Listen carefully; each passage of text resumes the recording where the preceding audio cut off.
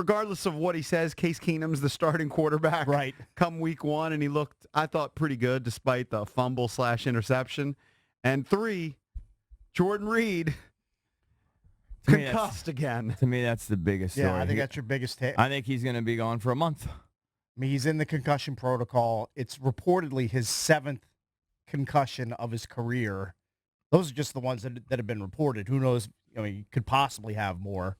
Now, these guys can, in the regular season, it's happened. They could get cleared in a week. But because this is his 7th, I think they're going to be overly cautious. I'm predicting, I know nothing. I'm just a jerk on the radio. I'm predicting he's gone a month.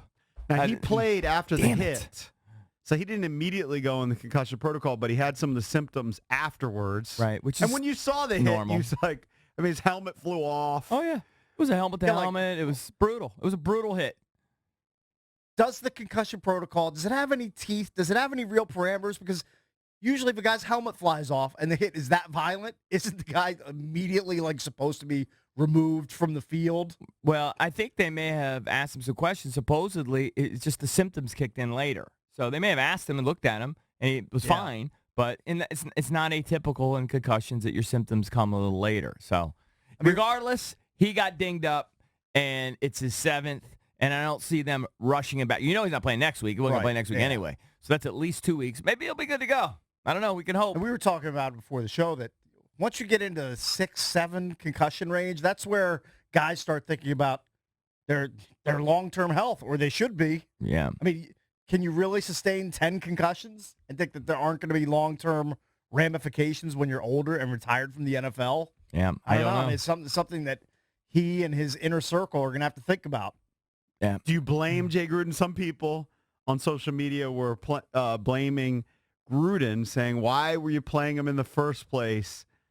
It's football. No, I don't blame him for giving Jordan Reed a few reps. You saw Jordan Reed before that one drop a pass where Keenum... Might have been the first pass he's dropped in 2019. Right, but Keenum zipped it in there on a 3rd down.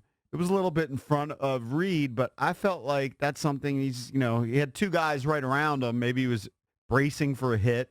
You got to give him a couple of reps where there's going to be some contact. I don't blame Jay Gruden here. Here's what Gruden said about Jordan Reed and what he's looking at moving forward.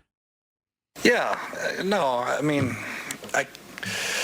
you stand up here all the time and you start to worry about these injuries all the time. These guys got to go out and play football. They got to practice, and it's unfortunate. Hopefully he'll be okay. I just talked to him, and we just got to go through the process, though. This is something that it's out of our hands now. He's got doctors, and hopefully he'll be okay. But fortunately, nobody else got injured, but it's necessary. I thought the work was necessary for our entire football team today. Gruden's in a lose-lose because if he wraps him in bubble wrap on the sideline, people are going to ask him, why didn't you play Jordan Reed? Why didn't you give him a few reps? Then he plays him, and he gets nicked up, and now it's you're irresponsible because you played Jordan Reed in a meaningless exhibition game. So he cannot win in this situation. Well, I'll tell you, the guy I was honed in on, and the Reed injury was jarring, but I was honed in on Geis. I thought Geis probably had about 5 or 6 carries more than he needed. Shout out to Clinton Portis, who I goofed on early on when he first started at sideline reporting because he clearly was a fish out of water. He has gotten comfortable. I enjoy watching him. Just a huge amount of respect for that guy who's worked on his game. Yeah, he's trying to get better. And he'll never be a natural. Yeah, he's never going to be, like a sideline reporter on Monday Night Football. He has clearly improved. He's improved dramatically. Better. He's comfortable, and it's not uncomfortable to watch now. Tremendous amount of respect for Clinton. But I was right there with him going, why do you keep giving him the ball? He looks great. He looks better than I thought. He's got the burst. He's got the power. He's not afraid to initiate contact. Get him out of there. I thought like get about 4 or 5 too many carries. 2 series, that's all you need to see. I saw plenty. The end of the first half, they're slamming him into the backs of the offensive linemen.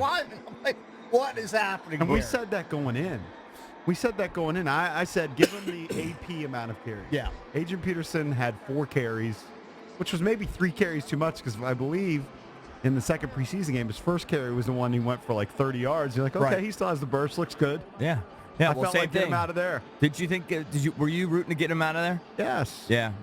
I thought 4 or 5 carries was enough for Darius Geis. He showed you enough. Yeah, Yeah, I don't know saw why what you you wanted to push needed that to envelope. see. And then I would probably say the same thing for Chris Thompson. Like, I agree, it is a lose-lose proposition for these head coaches.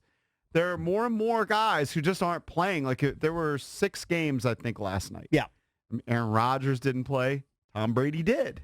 You know, it just depends on your coach. There are some coaches, McVay's not playing his starters at all. Well, the Packers-Raiders situation was a joke. Was a full-on debacle. Did you hear about this, They played CB? on a Canadian Football League I field. heard they're only playing in 80 yards. Winnipeg.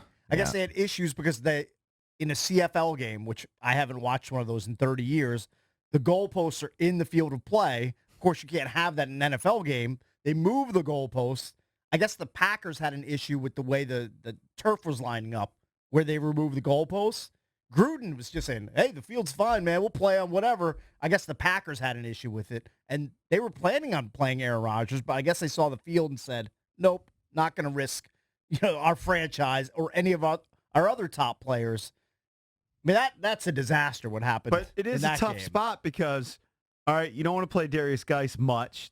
They probably played him more than you would like. If you want to chime in, 800-636-1067. Chris Thompson's another guy that you need on bubble wrap. Yep. They gave him a couple carries. Like, you know what you're going to get from Chris Thompson.